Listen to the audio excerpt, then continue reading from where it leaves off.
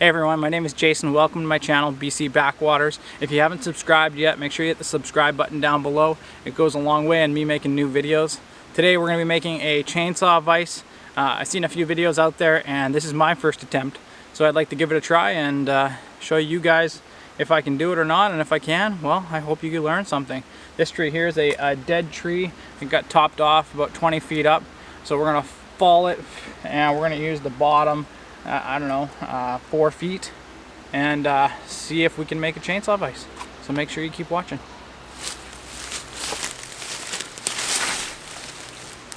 So this is the tree here. This is not the one I had picked.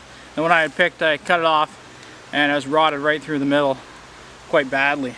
So this one's a little smaller, but I'll see what I can do with this and see if we can make the chainsaw vise.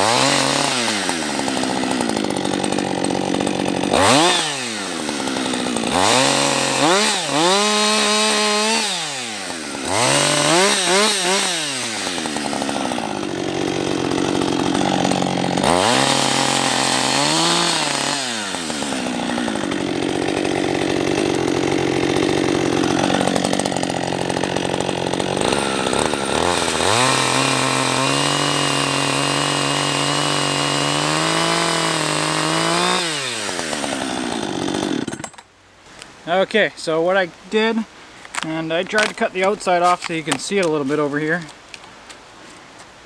So I got straight down, and then I came up and I cut into the sides on either side. So I cut, and you can see the top is kind of like a vise when you got your metal vise at home.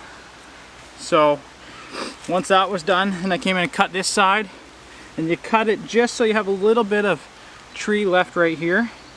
And what we're going to do is we're going to pound our wedge here, and this should push against the saw this side, and that should be our chainsaw vise. So let's give it a try.